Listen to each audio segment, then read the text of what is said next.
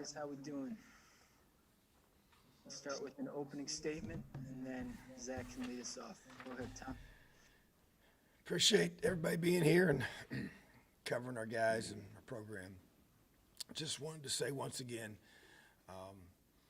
just very disappointed in the close loss.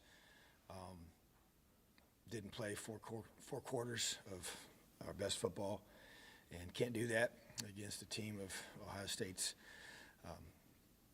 caliber and talent and coaching, all that included. So, but really proud of our football team for the fight, the character that they showed, to get down like that and to just keep fighting back.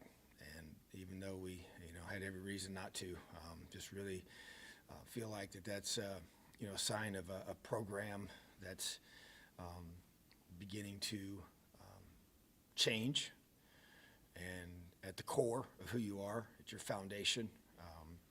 And so obviously got to do a better job of not putting ourselves in that position.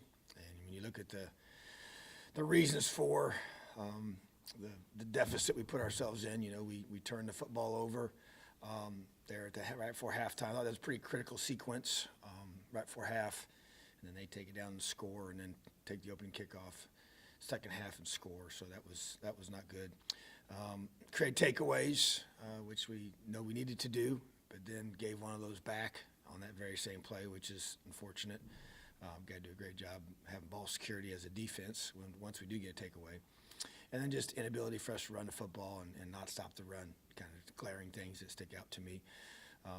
But just got to build off of the situation, learn from it, and do a better job of being able to start fast and be in a position where we can give ourselves a better chance. But a lot of positive things to build off of, and that's what we're going to choose to focus on. Questions? All right, Zach, you there? Yeah, Tom, I guess just sorry to spin forward so quickly, but I know that things are going to be ongoing at Maryland. But for you as a coach, just how do you handle a week like this? Do you start to build in contingencies for the possibility of something getting knocked back, or do you just kind of go business as usual until you have more information about where things stand in College Park? I would say business as usual, and we'll adjust if necessary. But everything we have been given at this point is we're expecting to play. All right, John, and then Peaks.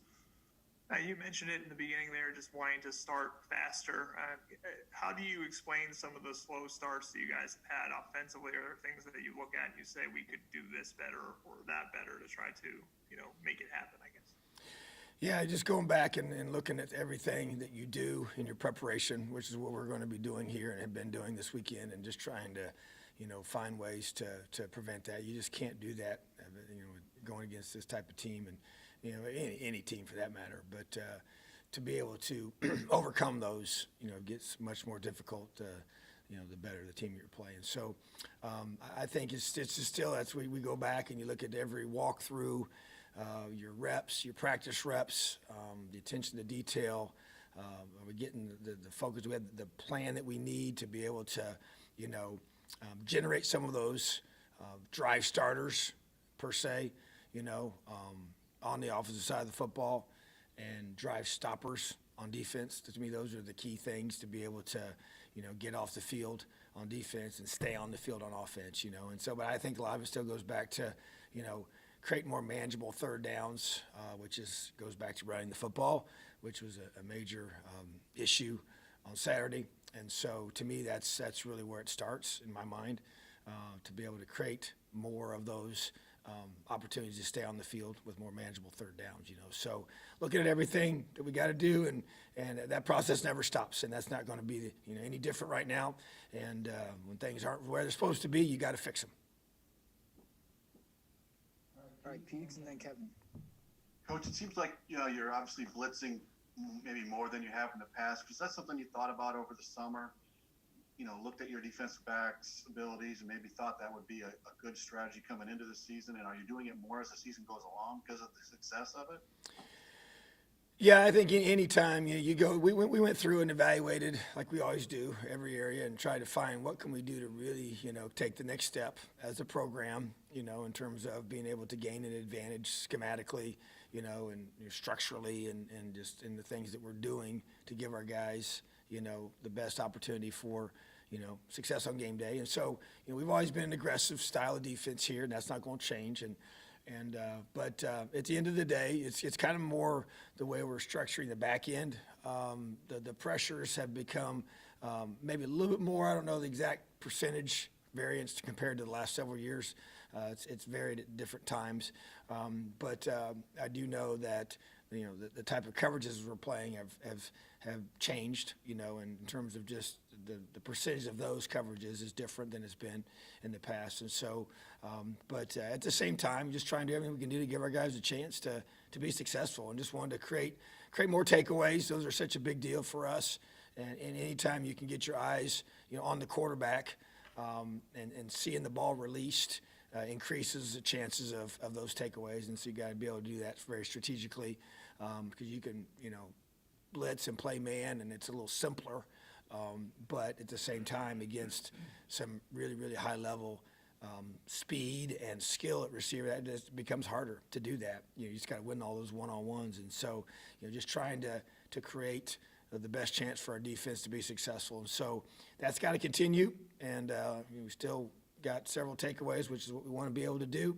We just need to capitalize on them. We didn't score any points off those takeaways, and as I said, one of them we gave back, so that was the defense's fault for not securing the football. But still never took advantage of those, and we've been doing that in the previous games, and they did. They scored 14 points off of their takeaways, and we did not. So that to me really is probably the stat of the game right there. All right, Kevin and Tom.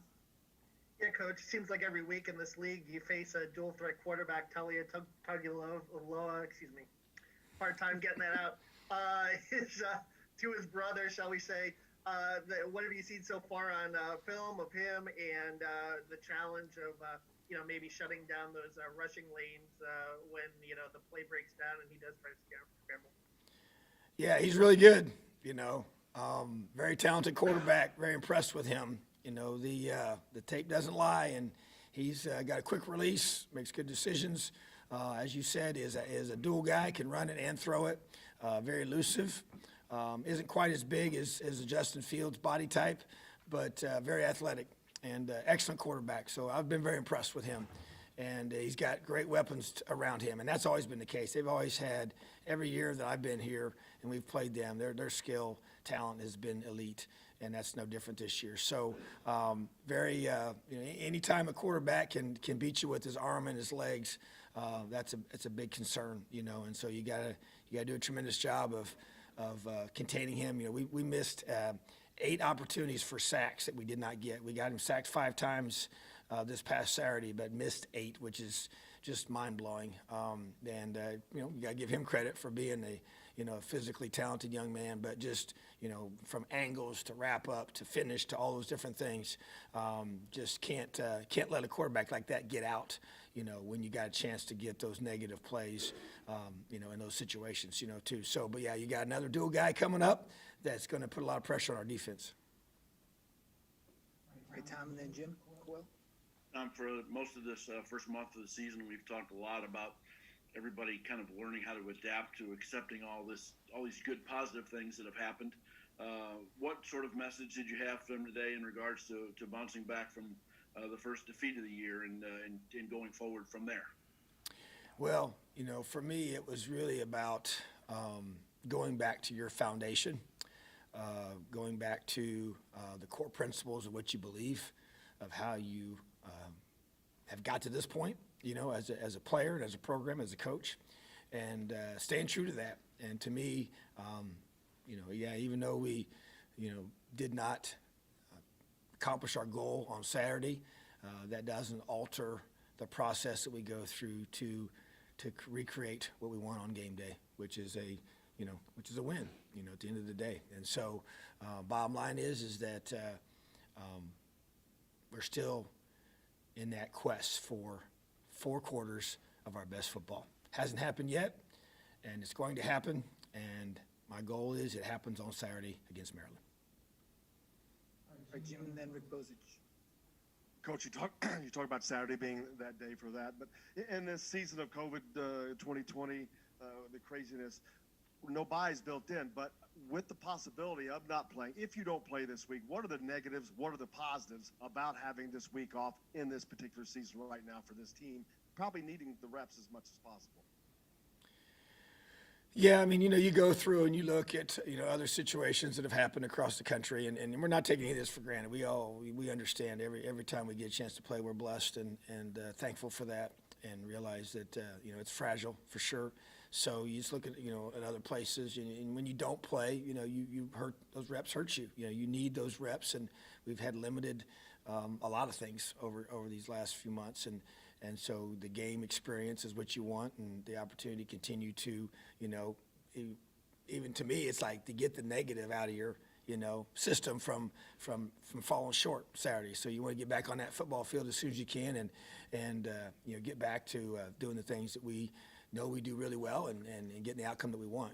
So that would be, all the reasons you want to play, and keeping that rhythm and doing those things. And then obviously, if there was a benefit, you just talk about being able to, I guess, having some time for your body to heal up and having that. But, we're really not focusing on that at all. Really expecting us to play. Don't see any reason why we won't. That's our mindset. That's our expectation. And that's the way we're going to plan this week. All right, Rick, and then Paul Gable. Yeah, Tom, in the aftermath of Saturday's game, you guys drew praise from LeBron James, Reese Davis, Chris Fowler, Mark Cuban, Booger McFarland, ABC, World News Tonight. What's the significance of that for the program? And do you feel like, in addition to sort of building your team, you're building a brand? Yeah, we're building a program, so sometimes you lose. We didn't play our best football, and they played better than we did. They made more plays than we did. But I think what people saw was they saw toughness, they saw resiliency, they saw grit, they saw character. And I said it at halftime. I mean, I didn't know what was going to happen in the second half, but I knew what I expected to happen. And even the first drive didn't live itself out the way I wanted it to be. But I think the country saw that this football team has all those things I just stated. And those are at the core fiber of who we are: accountability, toughness, and love. And it's all branded in LEO. And when you love each other and you care about the guys next to you, you ain't going to quit on them, no matter what. And that's a principle of life. And I talked to our guys today in this meeting about their future as husbands and fathers and leading their families one day, and what it means to fight when tough times come and things go hard and things don't go your way, and you got people counting on you, and you got children, and you got a spouse, and you got a family that is dependent upon you to be the man of that home and leading that home through the good and the bad. So that's what we're building here. And to me, that's what this is all about. And I think the country saw that. And I was proud of our guys for them showing what I thought they had inside of them. We just got to keep building off of it. All right, Paul, then Olivia. Hey, Coach, the last few weeks, offensive line and the running game have struggled. How much does that hurt with the fast starts? And you've talked about depth on the offensive line and wanting that. How much of the running game can be attributed to maybe a lack of depth up front? It hurts you. You lose some key guys, and still to get to the point where when you lose a starter, that there's no drop off, and then there's continued opportunities for you to sustain the level of play, no matter who you play against. And you got to, part of that is you look at who we just played against and the caliber of their front seven, which we know is at a high level. And so that to me is a variable that makes it hard. But yeah, to me, it's constantly that the area of recruiting in our offensive line, player development, our offensive line. I think that group probably is hurt the most during the pandemic because of just those guys need the weight room.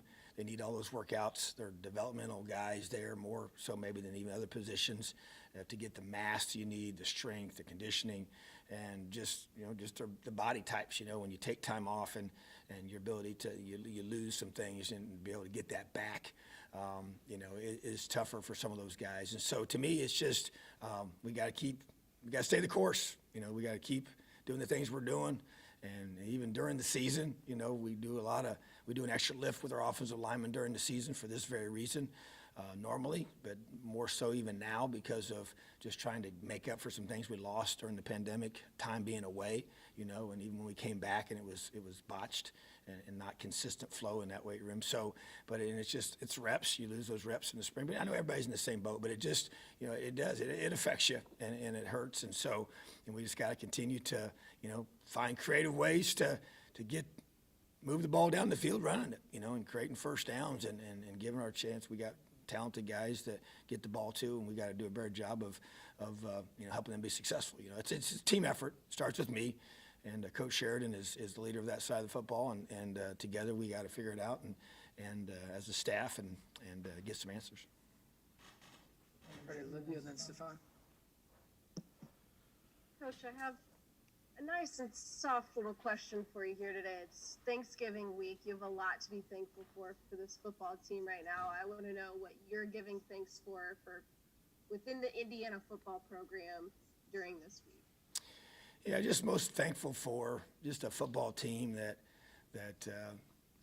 cares about the guys around them, has believed in what we're doing here, believed in the vision and is being able to be rewarded for that belief and all the sacrifices. Just thankful for my family, even amidst trials and struggles and difficult times.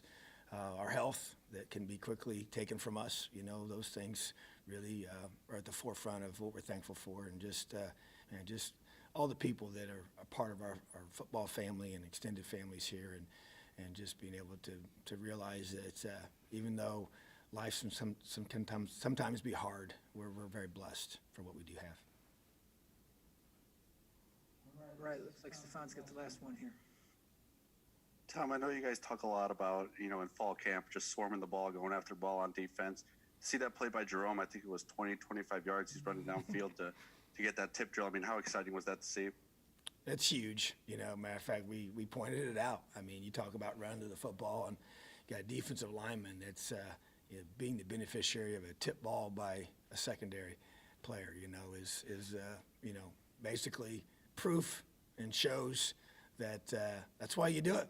Matter of fact, I remember we used a clip years ago. There was a Super Bowl clip where a defensive end, I think, was able to do a similar thing, almost near the end zone, because he'd ran so far down the field to pursue the ball, and as it was tipped, he was able to get the pick. And so now we got our own version of that, with Jerome, and just a tribute to him and him playing so hard, and big 300-pound guy that had the guts and grit to get there, and then the skill to actually catch it, because that's not something you take for granted with a guy that doesn't do ball drills in practice very often. So, but we do takeaway circuit all the time, and we're scooping those balls up, and we do tip ball drills a bunch with our D-line, but usually it's not 30 yards downfield. But proud of him for that, but you're right, great to point that out because it reinforces what we're teaching. All right, thanks, Tom. We'll have Nick in a couple minutes. Awesome. Have a great day. Elio.